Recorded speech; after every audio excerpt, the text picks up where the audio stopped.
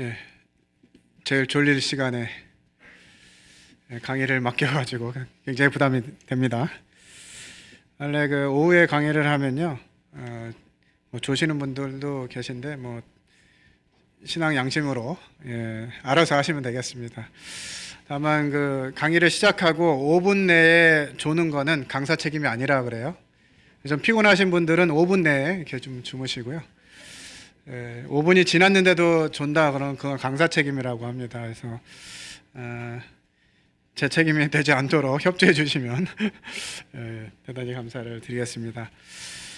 오늘 뭐 학부모 간담회라고 말씀하셨는데 주제를 안 줘가지고 고민을 많이 했어요. 어떤 말씀을 교재를 해야 되나 여러 가지 고민을 하면서 요즘 자녀들이 상실감을 많이 갖게 됩니다. 저희 청소년들, 특별히 이제 고등학생들이 이 뭐 뉴스라든지 이런 곳을 통해서 들려지는 내용들을 듣고 여러 가지 사태들을 보고 이렇게 하면서 상실감을 많이 가져요. 왜 나는 금수저 집안에 태어나지 못해가지고 이 고생을 하고 있나? 뭐 이렇게 이제 생각하고 삶 자체를 비관하고 이렇게 자라가는 아이들이 많이 있는 것 같아요.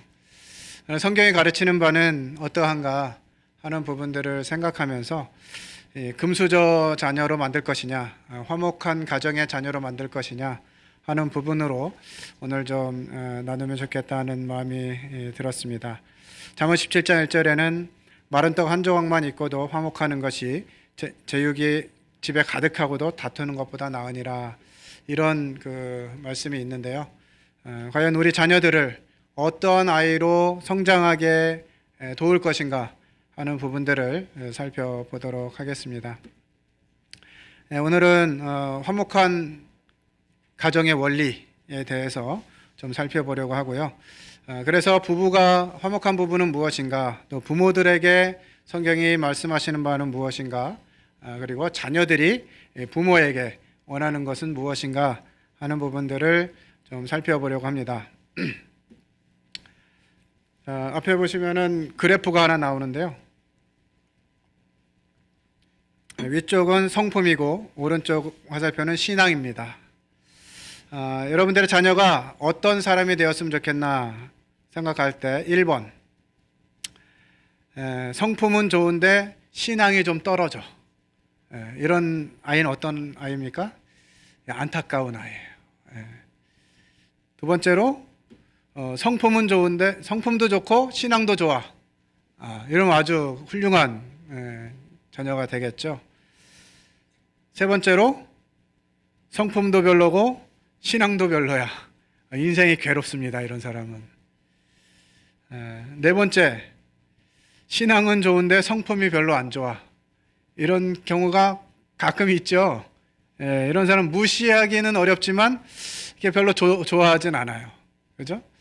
뭐 신앙은 좋은 것 같은데 별로 이렇게 가까이 하고 싶지 않은 이런 사람들도 생길 수 있습니다. 여러분들 자녀가 어떤 아이가 되었으면 좋겠습니까? 이 네 부류의 사람을 한자로 좀 표현해 보면 1번 사람은 천만다행입니다. 성품이라도 좋으니까. 두 번째 사람은 뭐겠어요? 사자성어? 금상첨화겠죠. 신앙도 좋고 성품도 좋고 이러면. 세 번째는 설상가상입니다. 이런 아이로 우리 자녀를 키우면 곤란하겠죠. 네 번째는 위험천만한 사람이에요. 우리는 신앙만 좋으면 된다 뭐 이렇게 생각할 수 있는데, 이 신앙이 좋다는 것이 정말 내면적으로 하나님을 잘 알아가고 이런 것이 아니라 신앙이 좋다라고 본인 스스로 이야기하는 사람들이 있어요. 그런데 사람들과의 관계는 안 좋아. 이러면은 신앙이 좋은 사람입니까? 신앙이 좋지 않은 사람입니까? 본인은 하나님과 너무 좋고 막 그냥 신앙도 너무 좋다고 생각하는데 사람들하고 관계가 안 좋아. 이건 좀 신앙이 좋은 건 아니죠. 그런 분들이 대부분 좀 어려운 길로 가는 경우들이 많이 있습니다. 우리는 다 어떤 자녀를 키워야 될까요? 2번처럼 금상첨화의 자녀를 기르면 좋겠죠. 그런데 우리가 좀 고민할 부분이 있습니다. 좋은 부모와 좋지 않은 부모의 관점에서 이 부모와 자녀의 관계는 영향력이 3대를 이어간다고 합니다. 좋은 부모에게 기질 좋은 아이가 태어날 수 있어요. 그죠? 이런 아이들은 주로 무슨 얘기를 듣습니까?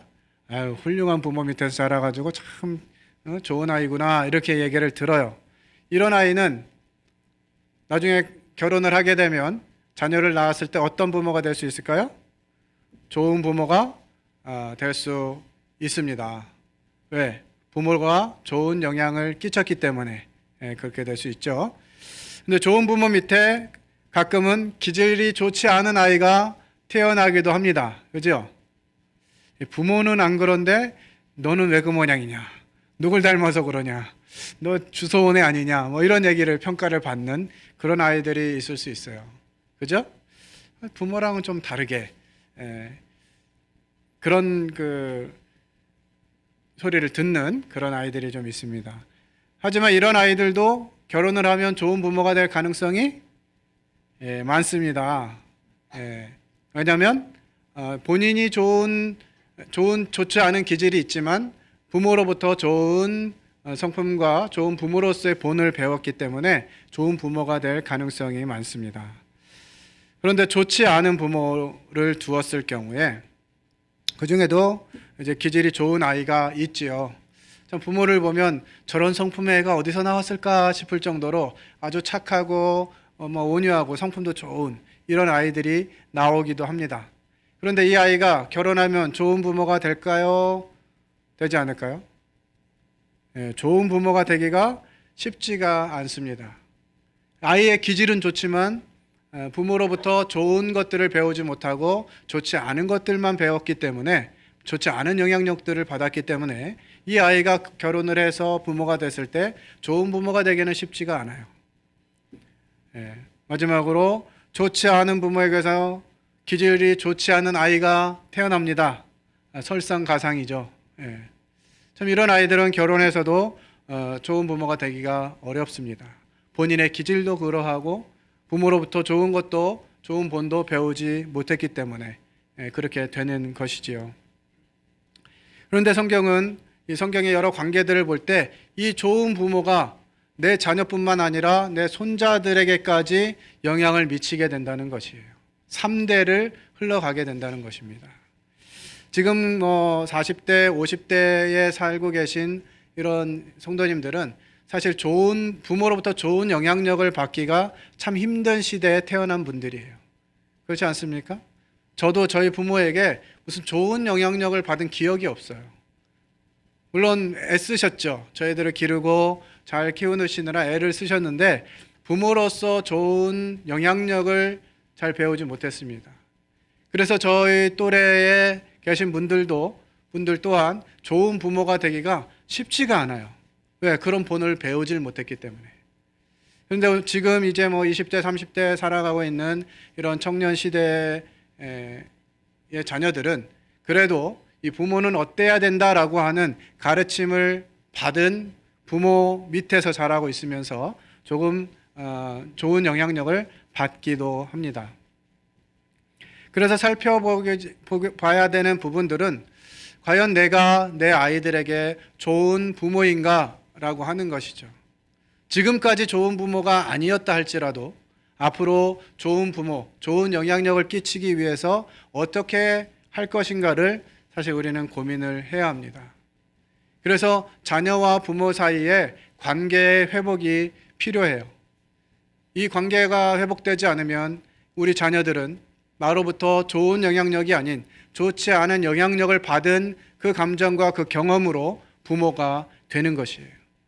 그러면 그들이 부모가 되었을 때 좋은 부모가 되기는 또 쉽지가 않습니다. 그래서 이러한 관계를 언제 재정립하면 좋을까요? 언제? 바로 지금입니다. 오늘부터라도 나가 내 자녀와의 관계에 무엇인가 껄끄러움이 있고 관계가 제대로 세워져 있지 않는 것 같다 하면 이 문제가 어디로부터 왔는지 하는 부분들을 살피고 이 문제를 회복할 필요가 있는 것 같아요. 그런데 우리가 살펴보는 이 가정의 또 부모의 모습 가운데 가장 많이 드러나는 것이 바로 부부 관계입니다.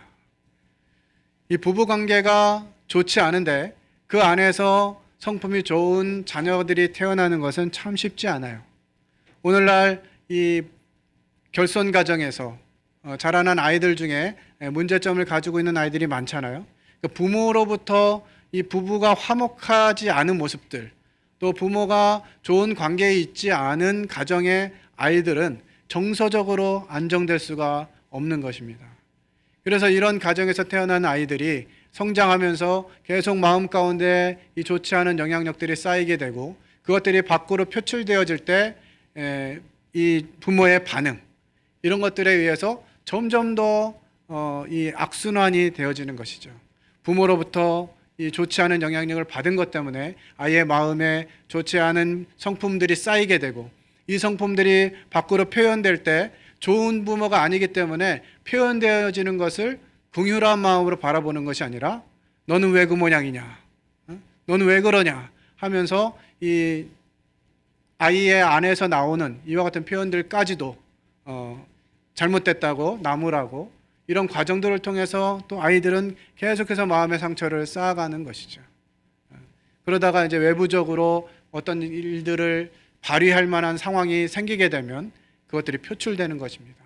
어떤 아이는 폭력적으로, 어떤 아이는 너무 내성적으로 해서 집안에만 머물러 있다든지 이런 양극화되는 모습들, 또 다양하게 사회적인 문제를 일으키는 이런 상황들이 일어나는 것들을 보게 되죠. 그래서 우리 그리스도인들은 적어도 이 가정이 화목하지 않으면 안 되는 것이에요. 그래서 화목한 가정의 원리, 첫 번째는 이 화목한 부부여야 된다고 하는 것입니다. 부부가 같이 참석하고 계신 분 한번 손 들어 보시겠어요? 잘하셨습니다. 혹시 혼자 참석하신 분이 계시면 오늘 끝나고 돌아가셔서 꼭 나누시기 바랍니다. 저 맨 뒤에 신혼부부가 따끈따끈한 신혼부부가 앉아 있어서 아주 동기부여가 됩니다. 이 화목한 가정의 원리는 창세기 2장 20절에 있습니다. 같이 한번 읽어볼까요? 창세기 2장 20절 시작. 아담이 모든 가축과 공중의 새와 들의 모든 짐승에게 이름을 주니라. 아담이 돕는 배필이 없으므로. 하나님께서 가정을 설계하셨겠죠. 그죠? 하나님이 가정을 설계하셨어요. 그리고 가정의 설계도를 주셨는데요. 그 설계도의 기초가 바로 이 말씀입니다. 아담에게 하와를 주신 이유, 어떤 목적으로 주셨어요? 돕는 배필로 주셨다는 것이에요. 그러면 하와에게 아담은 어떤 존재일까요? 아담에게는 하와가 돕는 배필이에요. 그러면 하와에게는 아담은 어떤 존재입니까? 도와줘야 되는 배필입니까? 아담 또한 하와를 돕는 배필이어야 되는 것이에요. 그런데 이 돕는 배필의 원리가 지켜지지 않는 가장 큰 이유가 뭐냐? 우리들이 결혼이라고 하는 관계를 생각하면서, 우리 청년들도 계시는데 내 배우자를 생각할 때 이거 잘 보셔야 돼요. 이 결혼은 내가 원하는 사람, 내가 원하는 대로 해줄 사람을 만나는 것이 아니에요. 하나님은 이 부부 관계를 설정하시면서 돕는 배필이라고 하는 기초적인 설계를 하셨습니다. 그래서 이 배우자를 만나게 될 때 어떤 사람을 만나야 되느냐? 저 사람은 내가 도와줘야 될 게 참 많다. 이런 사람을 만나야 제대로 된 가정생활이 되는 거예요. 그런데 결혼하기 전에는 어때요? 어떤 사람과 만나면 행복하고 즐겁습니까?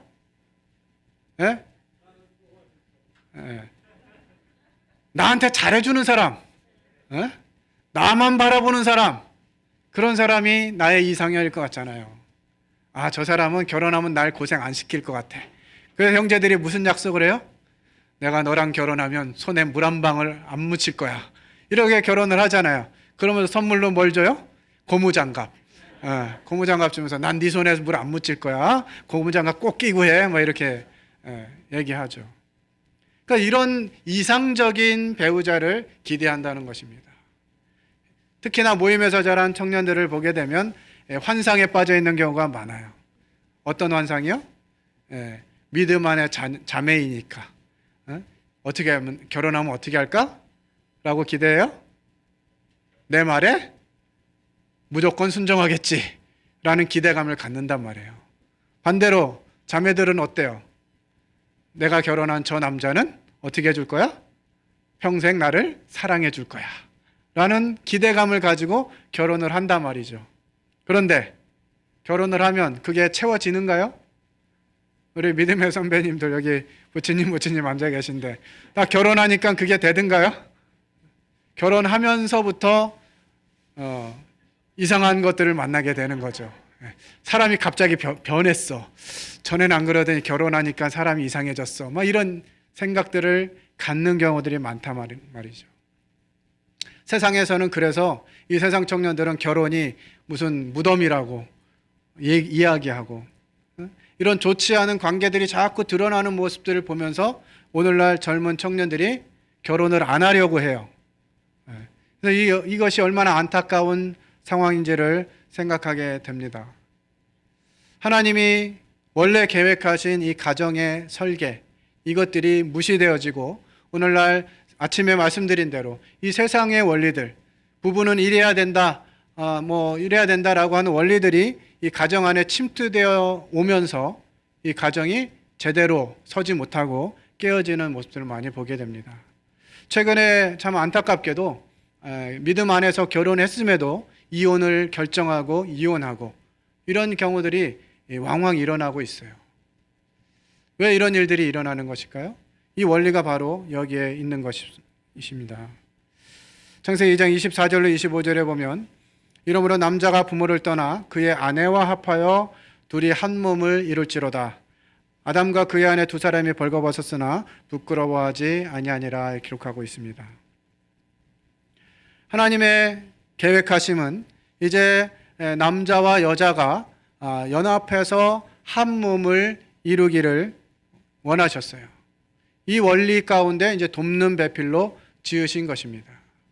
그래서 남편과 아내를 바라보는 관점에 있어서 저 사람이 나를 위해서 무엇을 해줄 것인가 이거 기대하면요 만족함이 없어요.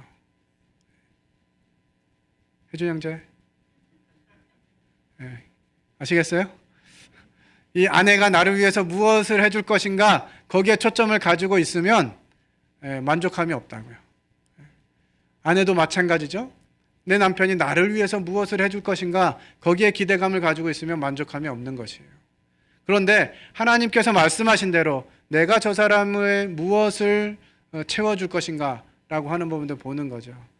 제가 결혼을 준비하면서 기도할 때 제 아내를 두고 계속 기도해 왔었는데 어떤 부분을 기도했느냐?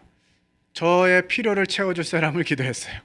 그래서 저는 이게 미술도 잘 못하고 주일학교 사역을 하려다 보니까 그림을 좀 잘 그려야 되는데 이게 그리면 젬병이에요. 그래가지고 내 아내는 그림을 좀 잘 그리는 자매면 좋겠다 이런 생각을 한 거죠. 그리고 이제 제가 청년 때부터 좀 나대는 스타일이어가지고 그냥 이렇게 돌아다니고 나서고 이러길 좋아하니까 제 아내는 좀 조용한 자매였으면 좋겠다. 뒤에서 그냥 조용히 섬기고 이런 자매였으면 좋겠다. 이런 마음으로 자매를 구했어요. 근데 참 주님이 저를 불쌍히 여기셨는지 그런 자매를 만나게 하셨어요. 미술도 잘하고 이쁘고 상냥하고 또 조용하고 뒤에서 잘 섬기고 이런 자매를 이제 주셨는데 이게 주님의 뜻이다. 주님이 이렇게 참 귀한 자매를 주셨구나 생각하고 행복하게 살 거라고 천년만년 살 거라고 생각했는데 어느 순간부터 제 마음 가운데 자꾸 이게 틈이 생기기 시작했어요. 저 사람 왜 저럴까? 뜯어 고쳐야 되겠다. 이런 마음이 들기 시작하면서 이 부부 사이에 금이 가기 시작했습니다. 어쩌면 저렇게 내가 하지 말라는 것만 할까? 안 했으면 좋겠는 일만 할까? 뭐 이런 마음들이 들기 시작하는 거죠. 저만 그랬을까요? 제 아내도 저 인간이 전에는 안 그러더니 인간이 변한 것 같아. 이런 마음을 가지면서 서로 이제 자기의 요구를 이야기하는 것이에요. 당신 왜 이렇게 해? 당신은 뭐 그러면서 이제 막 총격전이 시작되는 거죠. 처음에는 고무줄총으로 이렇게 하다가 그 다음에 막 새총으로 하다가 그 다음에 막 이제 막 철도 나오고 이 싸움의 강도가 점점 커지는 거죠. 그 원인이 어디에 있었느냐? 내가 원하는 사람으로 만들려고 하기 때문에. 그래서 그 싸움이 계속 되어지는 과정 가운데 제가 제 아내에게 선언을 했습니다. 나는 안 바뀐다. 나는 안 바뀌는 사람이니까 절대로 나를 바꾸려고 하지 마라. 당신이 바꿔라. 이렇게 이야기하면서 선언을 했었어요. 제 아내가 그때 죽고 싶었다 하더라고요. 저 인간을, 바뀌지 않은 저 인간을 계속 보고 살아야 한다니 하면서 마음 가운데 절망과 내 결혼은 이제 끝이구나 이런 마음이 들었다고 해요. 이런 갈등이 계속 되어지니까 이 가정 안에서 정말 화목하고 연합하고 하나가 되고 빨가벗어 써도 부끄럽지 않아야 될 이런 관계들이 자꾸 이 불협화음을 내면서 가정에서 어려움을 겪게 되는 것이죠. 그러면서 왜 하나님이 나에게 이런 자매를 붙여주셨을까? 10년간은 이런 자매를 주셔서 참 감사하다 이렇게 얘기했는데 왜 이런 자매를 붙여주셔가지고 내 이렇게 고생하게 만드시나? 이런 마음까지 들게 되는 것이에요. 나중에서야 이제 알게 된 것은 제가 제 아내를 향해서 그런 마음을 가졌다는 거죠. 내가 아내를 돕기보다는 아내가 나를 위해서 무엇을 할 것인가에 관심이 많았던 것이에요. 연합이라고 하는 것은 서로의 부족함이 채워질 때 하나가 되는 것이죠. 아담과 하와 이 두 사람을 볼 때도 그러한 것입니다. 하와를 뭘로 만들었죠? 아담의 갈비뼈로 만드셨죠? 머리뼈로 안 만드신 이유는 뭘까요? 머리를 쥐고 흔들지 말라고 그랬을까요? 다리뼈로 안 하신 이유는 뭘까요? 밟지 말라고 다리뼈로 안 하셨다. 이런 얘기 하신 분도 계세요. 그러나 이 갈비뼈라고 갈빗대라고 하는 이 표현은 우리말로는 갈빗대 하나 이렇게 생각이 되어지지만 이 원어적인 의미에는 이쪽 저쪽 그러니까 동쪽 서쪽 이런 의미를 가지고 있습니다. 그래서 아담에게서 갈빗대 하나를 빼서 하와를 만들었다는 것은 아담 한 사람 안에 완전했던 한 사람 안에 있던 한 부분을 빼가지고 하와를 만든 것이에요. 그러니까 이 두 사람이 온전히 하나가 되려면 어떻게 해야 되겠습니까? 이 말씀처럼 연합해서 한 몸을 이루는 것이 필요하다고 하는 것이죠. 그래서 대부분 우리 결혼을 하면서 상대방을 만나면 나랑 반대적인 성향의 사람을 좋아하게 돼 있어요. 나한테 없는 그것을 가지는 것 굉장히 매력적으로 보이는 거예요. 저는 나대는 사람인데 저 사람 어떻게 저렇게 조용하지? 하니까 조용한 사람이 매력적으로 보이는 거거든요. 그런데 이게 살다 보면서 이게 자꾸 이제 나처럼 왜 안 하느냐? 나는 이렇게 막 열심히 하는데 왜 당신은 나를 안 쫓아다니고 이렇게 집에서 혼자만 있으려고 해? 이런 게 싫은 거예요. 그러니까 당신은 무조건 일이 있으면 날 따라와야 돼. 맨날 끌고 다녔죠. 힘든지 모르고 당연히 그래야 되는 거라고 생각하고. 그런데 이런 부분들이 처음에는 굉장히 매력적으로 보였었는데 살다 보니까 이게 매력이 아니라 자꾸 비난거리가 되는 것처럼 보이는 거예요. 그렇게 한 7년을 살고서 하나님이 제게 말씀하셨습니다. 야, 너 지금 다른 데 보고 있는 것 같다. 주님이 여러 부분으로 말씀하셨어요. 이 굉장히 힘든 과정, 아내와의 관계 속에서 어려운 과정들을 정말 많은 시간 동안 보낸 것 같아요.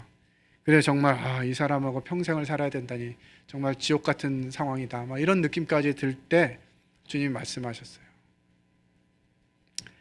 제가 제 아내를 사랑한다고 생각했거든요. 사랑하니까 내가 너에게 이렇게 한다. 우리 형제님들이 많이 생각하는 거 있잖아요. 나만큼 하는 남편이 어디 있어, 그죠?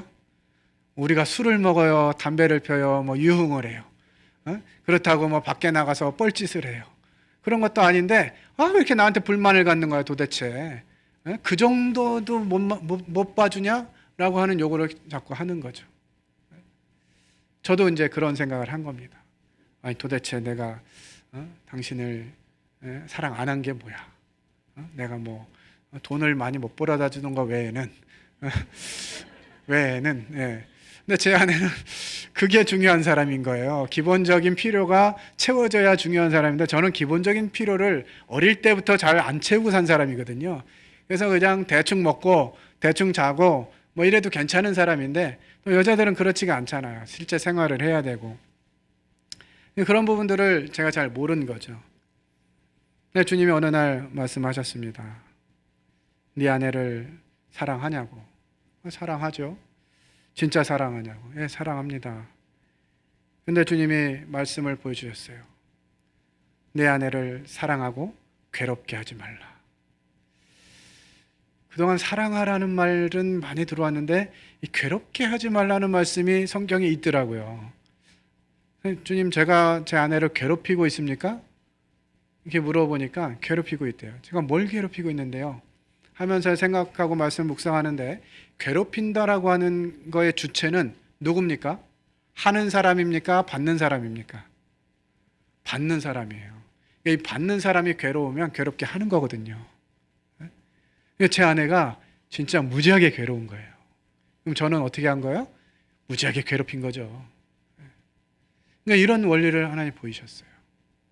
아, 내가 아내를 지금 괴롭히고 있구나. 괴롭게 하고 있구나. 하는 것들을 보이면서 주님이 제게 말씀하셨습니다. 너는 네 삶의 우선순위가 어디에 있느냐? 네 아내와 연합하고 하나 되는 것에 있느냐? 아니면 네 사역에 있느냐? 저는 청년 때부터 늘 앞에 사역을 가지고 일했기 때문에 그냥 어디 가서든 사역이 1순위였습니다. 그리고 제 아내는 그 사역을 돕는 사람, 돕는 배필로 이해하고 제 사역을 위해서 제 아내를 계속 희생시킨 거죠. 그러면서 주님이 제 아내를 사랑하는 마음이 없는 것들을 보이셨어요. 항상 제 아내는 사역보다 후순위였거든요. 사역이 1순위, 당신이 2순위. 내가 뭐 나조차고 이래? 주님 위해서 이러는 거 아니야? 이러면서 아내를 억압하고 아내 필요를 공급하지 않고 뭐 이렇게 한 것입니다. 주님이 그걸 말씀하셨어요. 그래서 제가 정말 말씀을 이렇게 확인하고 나서 너무 부끄럽기도 하고 미안하기도 하고 그래서 이제 교회에 있다가 저녁 늦게 집에 들어갔는데 제 아내가 누워 있더라고요. 누워 있는 아내에게 가서 무릎을 꿇고 용서를 빌었습니다. 여보, 내가 그동안 당신을 사랑하지 않은 것 같으네. 당신이 늘 내 삶에 있어서는 1순위여야 되는데 당신이 항상 2순위였던 것 같아. 주님이 그거 말씀하셨는데 내가 주님께 인정하고 당신을 이제 내 삶의 1순위로 두기로 했어요. 그동안 잘못한 거, 당신 괴롭게 한 거 용서해 줬으면 좋겠어요 하고 무릎을 꿇고 기도를 했어요. 제 아내가 어떻게 반응했을까요? 이 인간이 왜 이러지 갑자기? 긴가민가 했겠죠. 그 다음에 주님이 제게 실제적으로 그 행해라고 한 것은 사역보다 네 아내가 우선순위에 있어야 된다라고 하는 것들을 가르쳐 주셨습니다. 그래서 아내에게 이야기했어요. 여보, 당신이 힘들면 사역도 포기할게. 사역도 내려놓을게 라고 이야기했어요. 그러니까 제 아내는 그 전에 무엇을 요구했냐면 주님은 교회를 위해서 죽어주셨는데 당신은 날 위해서 죽어줄 수 있어? 없지? 막 이러면서 저를 약 올렸거든요. 근데 그 사실을 좀 깨닫게 하신 이후에 제가 아내를 위해서 죽어준 거예요. 왜냐하면 사역은 제게 있어서 그 무엇과도 바꿀 수 없는 제 생명과도 같은 거였거든요. 근데 제 아내에게 당신이 힘들면 사역도 내려놓을게 라고 얘기하는 것은 정말 죽음을 경험하는 거예요. 당신을 위해서 죽어줄게 라고 하는 것이죠. 이제 이 일들이 현실화되어지고 생활화되어지면서 제 아내가 제가 이제 자기를 사랑한다는 것들을 알게 된 거죠.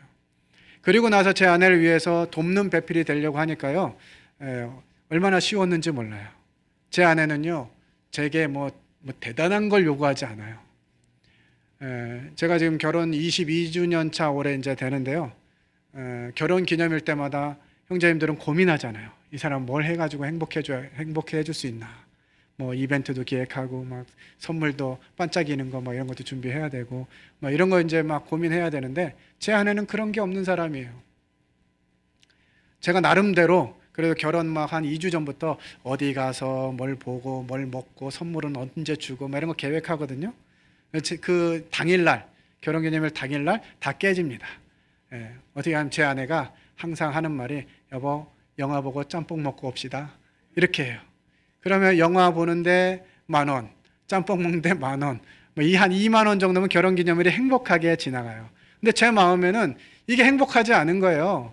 아니 지금 결혼기념일 1년에 한 번밖에 없는 날이고 말이야. 이런 날이나 좀 맛있는 것도 먹고 뭐 이런 것도 해봐야 되는데 초장부터 그냥 분위기를 막 깨는 거죠. 됐다고 알겠다고 그 막 그냥 투덜투덜하면서 갔다 들어옵니다. 근데 저 사람은 되게 행복해해요. 막 오늘 즐거웠어 막 이런 마음으로 들어오더라고요. 그냥 제 아내는 제게 원하는 거 그냥 가정일 도와주는 거. 제가 이렇게 설거지하는 모습을 보면 제가 굉장히 섹시하게 보이나 봐요. 그래서 설거지를 자주 해줘요. 빨래 도와주고 막 청소 도와주고 집안일 도와주고 이러면 막 행복해가지고 어쩔 줄을 몰라요. 근데 저는 늘 사역 때문에 바쁘잖아요. 집에 있는 날이 별로 없거든요. 이게 얼마나 이 마음이 힘들었겠어요. 옆에서 좀 자기를 도와주고 함께 해주고 집안일 돌아봐주고 이러면 행복한 사람인데 저는 그런 거 할 시간이 없는 사람이에요. 그러니까 어쩌다 한 번씩 해주는 거를 그렇게 즐거워해요. 그러니까 지금은 시간이 나거나 짬이 나면 제가 뭘 하겠어요?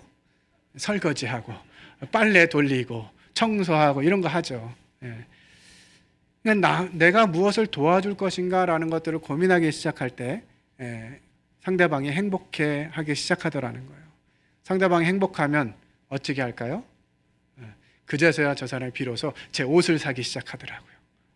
애들 옷만 사더니 제 옷을 사고 제가 좋아하는 음식을 하고 뭐 먹고 싶은지 물어보고 이렇게 하는 거예요. 이런 것이 이제 서로의 필요를 공급하는 것이 되는 거죠. 바라는 배필이 아니라 돕는 배필로서의 삶을 살아가는 것입니다. 그런 과정을 하면서 이게 얼마나 행복한 삶인지 다시 한번 배우게 됐어요.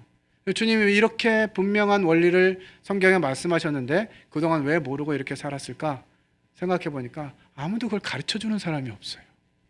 왜 이런 거 안 가르쳐주지? 부부가 어때야 하는지, 무엇을 위해 살아야 되는지, 어떻게 하나 돼야 되는지, 왜 이런 것을 안 가르쳐주는 것이지? 이 고민을 하면서 살고 있습니다. 그러면서 가능하면 이제 청년들을 만나거나 젊은 부부들을 만날 때 이 결혼의 원리를 항상 가르치고 있어요. 그래서 청년들에게 이야기합니다. 결혼은 반드시 해야 된다. 결혼을 안 하면 교회를 잘 배울 수가 없다. 왜냐하면 이 연합이라고 하는 진리는 부부 관계에서 끝나는 것이 아니라 이 교회까지도 연결이 되기 때문에 이 부부 간의 연합을 경험하면요, 교회 연합은 되게 쉬워집니다. 그 원리가 뭐겠어요? 교회에서는요, 이 아내만큼 나를 힘들게 한 사람은 없거든요. 내 밑바닥까지 다 긁어가면서 나를 시험하고 어렵게 하는 사람은 없어요. 교회에서는 그냥 좀 짜증나게 하고 뭐 이렇게 좀 불만을 갖게 하는 경우는 있긴 해도 내 아내만큼 내 남편만큼 나의 그냥 밑바닥까지 긁어가면서 힘들게 하는 사람은 교회는 없더라고요. 왜? 그만큼 가깝지가 않거든요. 그래서 이 부부 간에 제 아내와 연합을 경험하고 죽어주는 것은 이것이구나 경험이 되니까 교회에서 있는 어려움들은 사실 어렵지가 않아요. 이 부부의 연합의 원리로 교회를 바라보게 될 때 이것이 이제 주님이 가정 가운데 또 부부 간에 보여주시는 이 연합의 원리입니다. 이 연합을 경험하지 못하면 교회를 섬기는 것 자체가 쉽지가 않아요.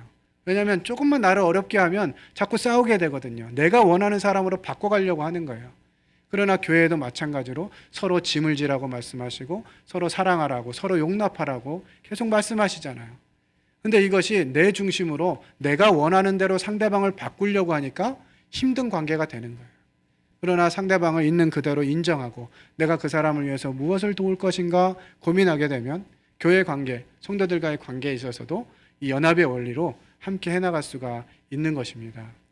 먼저는 이 부부간에 이와 같은 관계의 회복, 하나됨의 원리를 회복할 필요가 있습니다.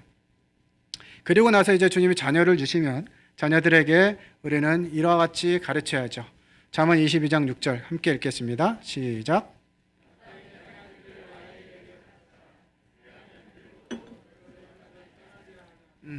주일학교를 하는 교사라면 또 아이를 둔 부모라면 이 말씀을 귀에 딱지가 앉을 정도로 많이 들으셨을 거예요. 그래서 우리는 뭘 하죠? 마땅히 행할 길을 아이에게 가르치기 위해서 뭘 합니까? 주로 뭘 사용해요? 예? 주로 뭘 사용해요? 매를 사용하죠. 예. 근데 이 마땅히 행할 길을 아이에게 가르치라 라는 말이 매를 때려라 라는 말과 같은 말씀입니까? 아무리 생각해봐도 그거와 일맥상통하지는 않아요. 마땅히 행할 길이 무엇인가? 라고 하는 분들 고민할 필요가 있다고 하는 거죠. 이 아이가, 내 자녀가, 우리 교회의 교회학교 아이들이, 우리 학생부의 학생들이 마땅히 행할 길이 무엇인가를 먼저 부모가 알아야 되겠죠. 그리고 부모는 그거에 대한, 그 삶에 대한 본을 보여야 됩니다. 우리 자녀들은 부모의 말을 통해서 배우는 것이 아니라 부모의 삶을 통해서 배우거든요. 너 하나님 앞에서 충성스러워야 돼. 이렇게 가르치려면 뭘 보여야 돼요? 부모로서 충성스러운 삶을 자녀들에게 보여주어야 한다는 것이에요. 아까 우리 주일학교에서 말씀하셨는데 주일학교 아이들에게 암송을 시키는데 교사들이 안 해. 이거는 심각한 오류입니다. 그래서 아이들에게 무엇을 시키려면 교사들이 먼저 그것을 해야 되는 거예요. 교사들은 안 되면서 야, 선생님은 그거 못 해가지고 이 모양이지만 너는 잘 해가지고 훌륭한 교사가 되라? 안 먹히는 거죠. 될 수가 없습니다. 왜 우리가 그런 예화로 많이 듣잖아요. 개 보고 개 부모가 개 자녀에게 너는 왜 이렇게 맨날 옆으로만 걷니? 앞으로 똑바로 좀 걸어라 하면서 부모는 어떻게 걸어요? 옆으로 걷거든요. 그러면서 자녀는 똑바로 걷기를 바라는 것은 이게 안 맞는 것이에요. 그래서 부모가 아이가 마땅히 행할 길이 무엇인지를 부모가 먼저 알고 그것을 가르쳐야 되는 거죠. 행하고 가르쳐야 되는 거죠. 마땅히 행할 길이 뭡니까? 바로 잠언에서 계속해서 말씀하고 계시는 여호와를 경외하는 것이 지혜와 지식의 근본이라고 말씀하시잖아요. 여호와를 경외하는 것. 이것이 자녀들에게 마땅히 가르쳐야 될 것입니다. 여호와를 경외하는 게 뭡니까? 하나님을 두려워하고 하나님이 계시다고 하는 사실들을 익히고 그 삶 가운데 하나님이 우리와 함께 하시고 우리 모든 것들을 지켜보고 계시는구나 하는 것들을 아이에게 가르쳐 주는 것이죠. 우리 아이들에게 이 부분들을 가르치면서 주님이 많은 긍휼을 베풀어 주셨어요. 제게 물질이 풍부했다면 제 아이들에게 이런 부분들을 잘 가르치지 못했을 것 같아요. 하나님을 의지하고 하나님께 의뢰하고 하나님께 구하고 하는 분들 잘 못 가르쳤을 것 같아요. 그런데 주님이 제게 주신 부분들은 돈을 잘 벌도록 하는 재능을 주시지 않았어요. 돈 버는데 관심을 두지 않는 법을 배우게 하셨어요. 중학교 2학년 때 구원받자마자. 그러면서 주님이 공급하실 것들을 계속해서 배우게 하시는 거죠. 제가 대학을 들어갔을 때 저희 가정이 녹록지 않았기 때문에 아르바이트를 해가지고 학비를 대야만 했어요. 그런데 이 아르바이트를 해가지고 학비를 대야 되는데 여름만 되면 행사가 자꾸 많아지네요. 그죠? 뭐 여름 성경학교도 해야 돼. 또 뭐 수련회도 가야 돼. 그 다음에 또 장로 형제님이 전도 수련회도 갔다 오라셔. 자꾸 이게 알바해야 되는데요. 기도해 줄 테니까 전도 수련회 갔다 와. 그럼 이제 전도 수련회 가는 거예요. 갔다 오면 또 뭐 여름 성경학교 준비돼 있어요. 여름 성경학교 준비해야 돼요. 이제 알바 좀 해야지 하는데 무의도 교회 성경학교 해야 되니까 같이 가재요. 저 알바 해야 되는데 기도해 줄 테니까 같이 가재요. 뭐 이렇게 하면 이제 방학이 다 지나가 버리는 거예요. 돈을 벌 수가 없어요. 그런데 놀랍게도 주님이 공급하시는 것들을 보는 거예요. 제 사정을 어떻게 알았는지 아니면 이 성경학교를 하고 나서 수고했다고 사례비를 주기도 하고 20살이었는데 그런 과정들을 통해 주님이 공급하시는구나 하는 것들을 배우게 되는 거죠. 주님께 먼저 드리고 주님께 먼저 시간을 드리고 주님께 먼저 마음을 드릴 때 내 필요는 주님이 공급하신다 하는 것들을 보게 하셨어요. 그래서 그러한 삶들을 아이들에게 가르치기 위해서 제 삶의 모든 부분들을 그렇게 가게 하는 거죠. 주님이 어떤 분이신지 아냐? 우리의 필요를 공급하시는 분이시다 해가지고 아이들에게 이와 같은 부분들을 이야기해 주는 거예요. 이 아이들이 뭐가 먹고 싶다 하면 참 이게 그 하나님이 하시는 방법은 너무나 놀라워요. 치킨을 먹고 싶어요 하면 어떤 형제님이 치킨을 사가지고 들고 와요. 뭐 딸기가 먹고 싶어요 그럼 딸기를 사가지고 들고 와요. 저희들의 능력으로 막 그런 걸 자주 사줄 수 없기 때문에 이 아이들이 필요가 있어서 이 아이들이 뭔가 이게 해주고 싶은 마음은 있는데 잘 안 되니까 어느 날 저희들 아이들이 셋인데 어느 날 아이들이 피자가 먹고 싶다고 합니다. 그냥 피자 뭐 집 앞에서 파는 피자 스쿨 이런 거 먹고 싶다 그러면 덜 부담스러울 텐데 또 뭐 피자 헛이 먹고 싶다는 거예요. 애 셋을 데리고 피자 헛을 가려면 이제 이렇게 뭐 전에 알아보니까 그때 당시에 돈으로 뭐 4, 5만 원이 있어야 돼요. 근데 4, 5만 원을 가지면 거의 한 달 생활비인데 4, 5만 원을 아이하고 피자 먹는 데 쓴다고? 이건 불가능한 거예요. 기도합니다. 자, 우리 그럼 기도하자. 주님이 피자 헛 먹을 수 있도록 도와주시도록 하고 이제 기도하고 있었는데 며칠 지나지 않아서 예전에 함께 모임에 섬겼던 형제가 집에 방문을 했어요. 방문해서 이제 돌아가면서 저한테 봉투를 하나 건넵니다. 뭔가 이렇게 하고 봤더니 피자헛 이용권이에요. 그래서 도대체 이거 뭔데 이렇게 가져왔는데 자기 동생이 피자헛에 취업을 해가지고 요거 몇 개 생겼다는 거예요. 근데 제가 생각이 나가지고 가져왔대요. 하나님이 이렇게 공급하신다는 것을 보여주는 거죠. 하나님이 얼마나 세밀하신지 아이들의 필요를 보시고 때마다 공급해 주시는 거예요. 우리 아이들이 뭔가 이제 자라가면서 논술이 막 유행하던 때가 있었습니다. 다 논술학원 다닌다고 난리예요. 근데 저희 아이들은 논술을 가르칠 여력이 안 되니까 어떻게 하냐 하고 기도하고 있는데 이 선생님이셨던 분 중에 이렇게 어떻게 관계로 알게 돼가지고 그 선생님이 저희 아이들을 자기 집에 보내라는 거예요. 일주일에 한 번씩. 국어 선생님이셨는데 자기가 논술 봐주겠다고. 그래가지고 제 아이 둘을 매주 그 집에 보내가지고 개인 교습을 시킨 거죠. 교사에게. 그래가지고 시집도 하나 책으로 만들어가지고 주기까지 하더라고요. 그런 애도 공급하시는 거예요. 피아노가 시켜야 되는데 시킬 때쯤 되는데 다른 애들 다 피아노 학원 다니는데 우리 아들 못 다니니까 기도하는 거죠. 제 아내가 동사무소에서 탁구 이렇게 배우고 있는데 그 동사무소 탁구하는 분 중에 이 피아노 레슨을 했던 아주머니가 계셨어요. 근데 제 아내 말을 듣고서는 내가 봐줄게. 그리고 자기 집에 보내라는 거예요. 이런 일들이 계속 있으면서 이 하나님께 필요를 구할 때 하나님 공급하신다는 것들을 경험하게 하시는 거죠. 그래서 하나님 경외하는 것을 먼저 가르치면 나머지는 자연스럽게 따라온다라고 하는 것들을 보게 되는 거예요. 어릴 때는 이제 그렇게 했고요. 이제 아이들이 좀 성장해가지고 중학교, 고등학교 가면서는 씀씀이가 커지잖아요. 이 사이즈가 달라져. 그래가지고 이제 뭔가 필요를 자꾸 얘기하는데 이거는 그냥 금방 해결해 줄 수 있는 문제가 아닌 것 같아요. 근데 아주 좋은 팁을 저희 모임의 형제님께 배웠습니다. 자기 아이들에게 아빠에게 뭔가를 이렇게 해달라고 요청을 하면 형제님이 이렇게 말씀하신다는 거예요. 야, 나는 니네 친아빠가 아니야. 니네 진짜 아빠는 저 위에 계신 분이니까 위에 있는 아버지 하나님한테 말씀드려. 나는 그냥 너 잠깐 보호하고 있는 사람이니까 관리인이야, 관리인.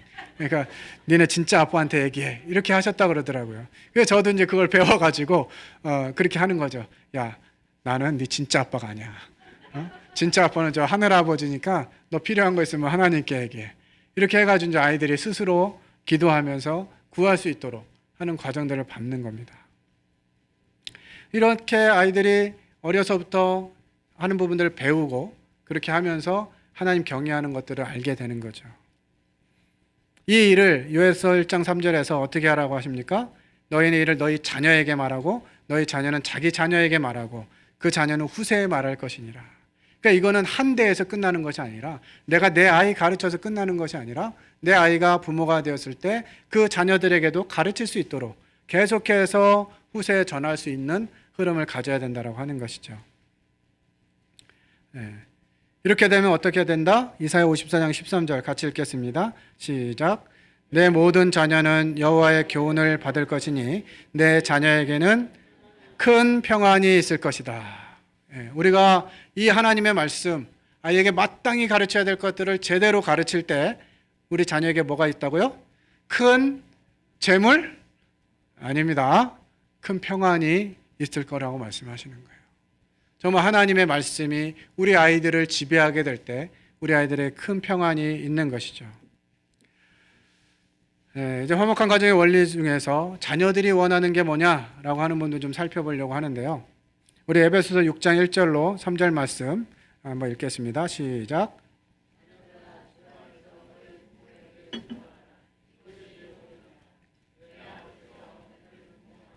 이것은 약속이 있는 첫 계명이니 이로써 내가 잘되고 땅에서 장수하리라.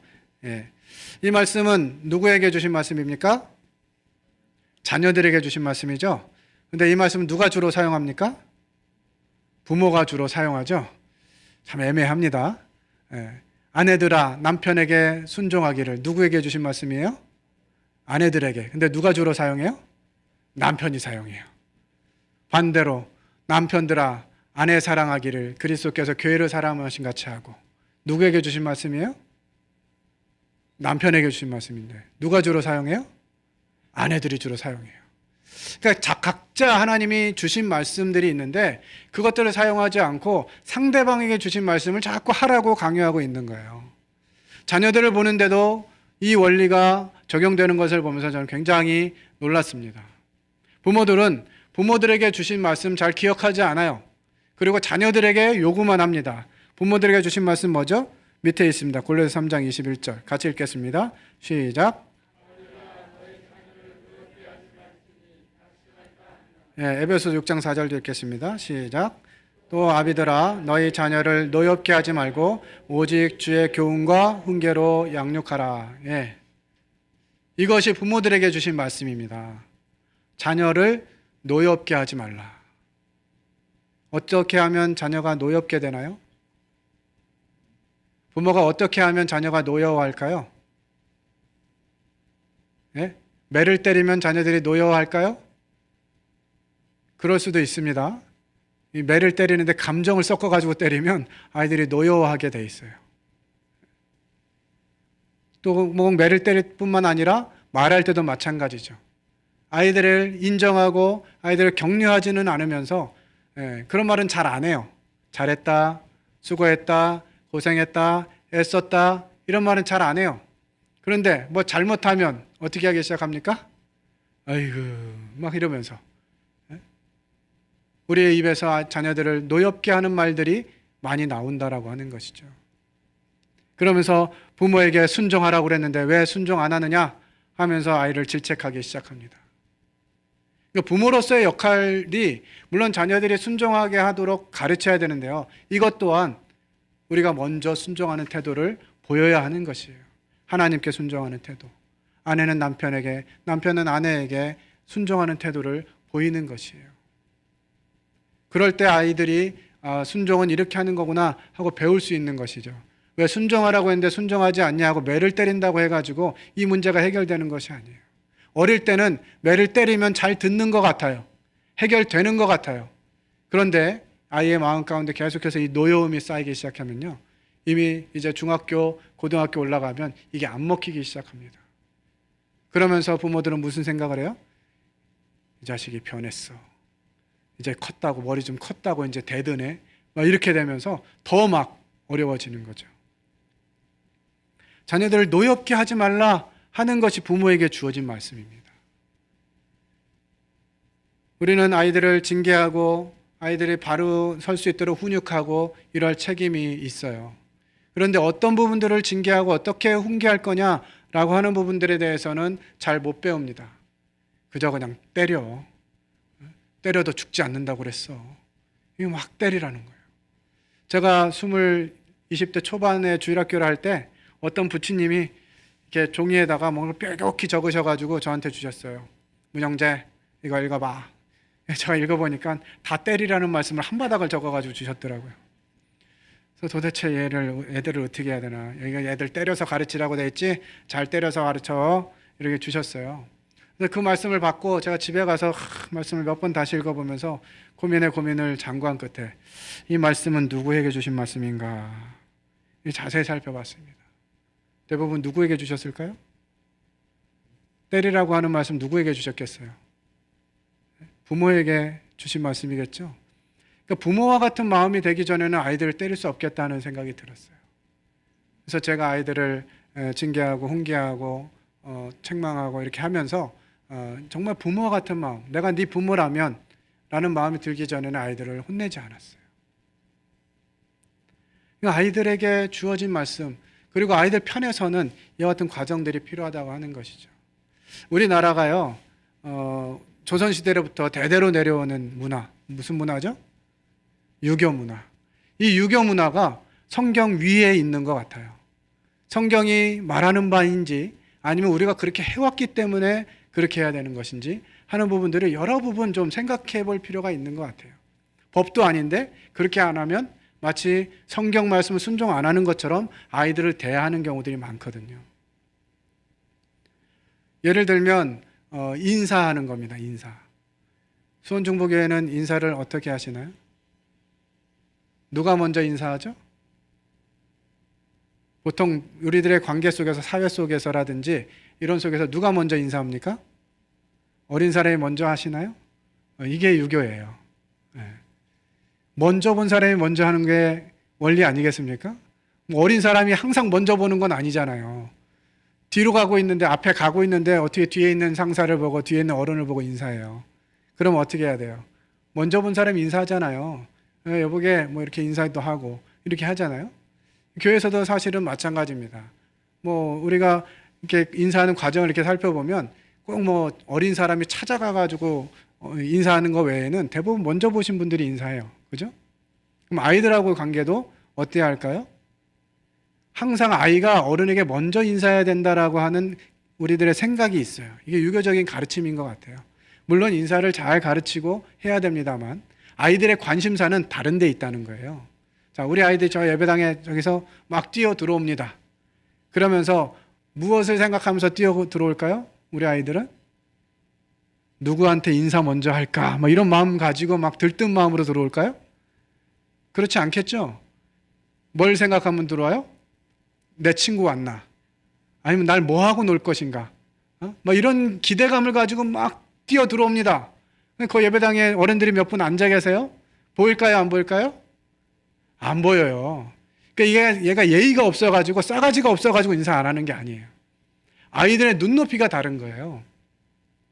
그런데 대부분 어른들은 어떻게 하죠? 막 뛰어 들어가는데 나를 본 것 같기도 한데 인사도 안 하고 가. 그럼 어떻게 해요? 딱 붙잡아. 왜 인사 안 해? 인사해. 그럼 또 얘들은 또 아무 생각 없이 안녕하세요 하고 또 뛰어가요. 이게 아이들의 눈높이인 거예요. 이건 아이가 예의가 없고 싸가지가 없어서 그런 게 아니라 아이들의 눈높이에는 어른이 지금 안 보이는 거거든요. 그러면 어떻게 하면 됩니까? 어른들이 영수야, 철수야 잘 있었니? 잘 지냈어? 하고 인사해 주면 아이들이 그냥 모른 채 하고 막 딴 데 갈까요? 아, 저렇게 사람 만나면 인사하는 거구나. 그런 걸 배우는 거예요. 어른들이 먼저 숙여주면서. 그래서 사랑은 내리사랑이라 그러잖아요. 근데 이런 부분들이 많이 있다는 거죠. 우리 자녀들을 대하면서도 마찬가지입니다. 부모의 권위로 아이에게 순종을 강요하는 거예요. 우리 아이들에게 어떤 자매가 이제 제가 아이를 훈육하고 잘 가르쳐야 된다 이런 얘기를 이제 했더니 어떤 자매가 하는 얘기가 형제님 그럼 저희 애는요 하루 종일 때려야 돼요. 이렇게 얘기를 하더라고요. 뭘 그렇게 잘못하는데 하루 종일 때려야 돼? 물어보니까 이제 말을 안 들어요.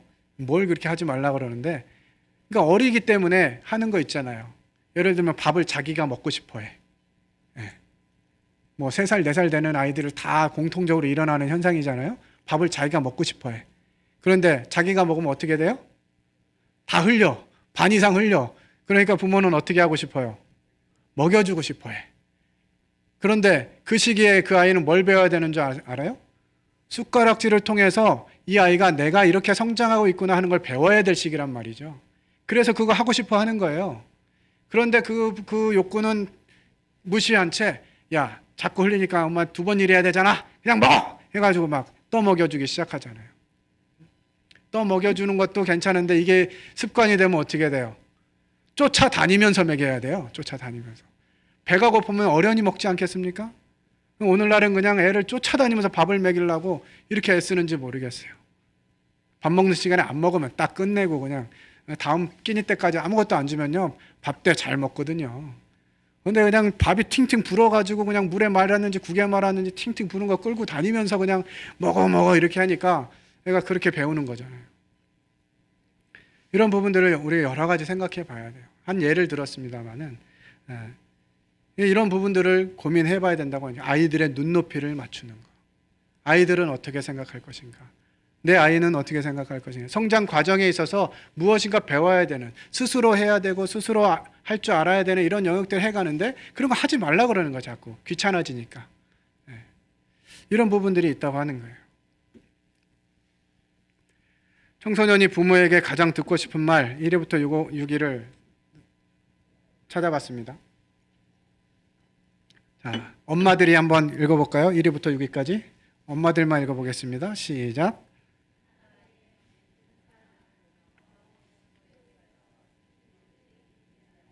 네, 이런 말을 듣고 싶어 합니다. 혹시 우리 부모님들, 어머니들 우리 아이들에게 이와 같은 말을 많이 하시나요? 이게 익숙하지 않아요. 우리 유교 문화가 어른이 아이한테 뭐 고마워, 미안해, 잘못해서 이런 말 하는 것 자체가 이상하잖아요. 근데 아이들은 이걸 듣고 싶어 한다는 거죠. 자, 아버지들 한번 읽어보겠습니다. 시작.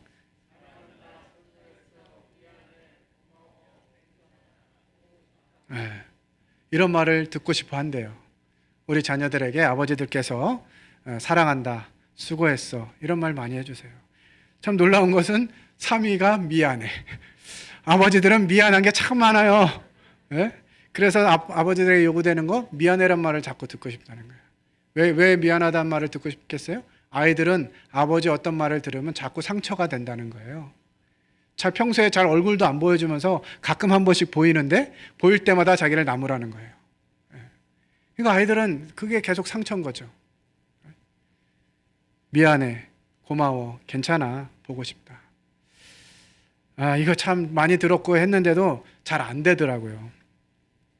제 아이가 학교에서 시험을 봐왔는데 굉장히 놀라운 점수를 받아왔어요. 수학이 17점인가 그렇더라고요. 야, 근데 얘는 기도 안 죽어요. 수학 17점 맞았는데도 기도 안 죽어. 성적표를 가져서 아버지 성적표에 그러는데 이게 상상하지도 못하는 점수가 기록돼 있어가지고 그냥 웃음이 나오더라고요. 그래서 뭐라 그랬겠어요? 괜찮아. 한 과목만 너무 집중 안 한 것 같구나 하면서 격려하고 넘겼습니다. 걔가 다음에 또 17점을 맞아왔을까요? 그런 적이 없었어요. 그러니까 때로는 아이들이 뭔가 어려움이 있고 문제가 있었을 때 이런 일들이 있을 수 있다는 거예요. 나중에 야, 왜 수학 점수가 어떻게 했길래 17점이 나왔냐? 찍어도 17점은 더 나올 것 같은데 그랬더니 그냥 기분이 별로여가지고 그냥 대충 해가지고 냈다는 거예요. 그런 날이 있어요. 아이들에게도 그럴 수 있는 거거든요. 그냥 괜찮아 할 수 있어야 되는 거죠. 그런데 이런 부분들은 잘 안 하고 자녀가 부모에게 듣기 싫은 말 한심하다. 넌 머리는 좋은데 왜 노력을 안 하냐? 이것밖에 못했어? 애들이 뭔 고민이 있겠니?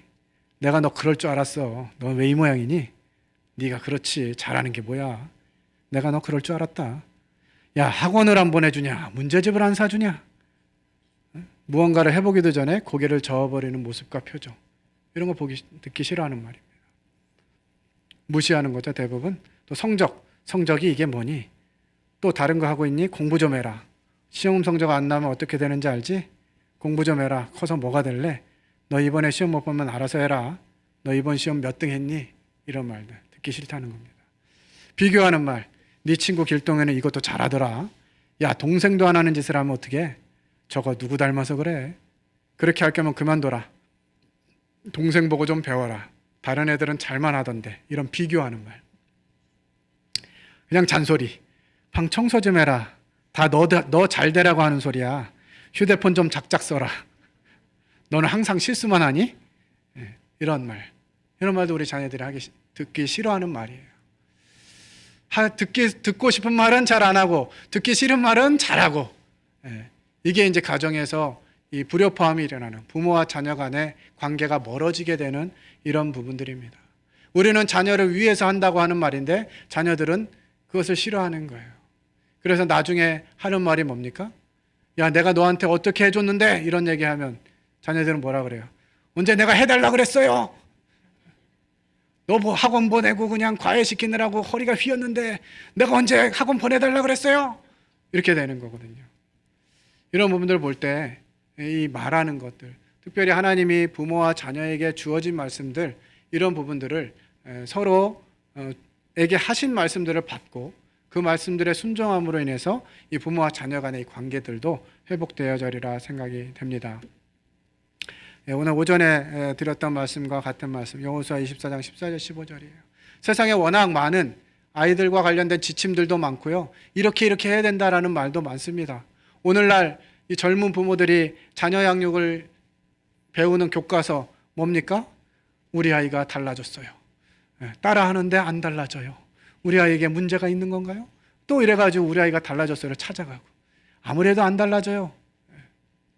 그런 데서 찾는 것이 아니라 하나님께서 하신 말씀, 그 원리들, 먼저는 부부가 하나 되어지고 서로 사랑하고 섬기고 필요를 공급하는 이와 같은 연합을 이루고, 그 다음에 자녀들에게 마땅히 행할 바를 알려주고 보여주고, 그 본을 통해서 아이들도 따라할 수 있도록 하고, 또 부모로서 자녀에게 어떻게 해야 되는지, 노엽게 해야 하는 이런 부분들이 없는지 살펴보고 자녀들을 격려하고 칭찬하고 알아주는 이와 같은 말들이 필요하다고 하는 것이죠.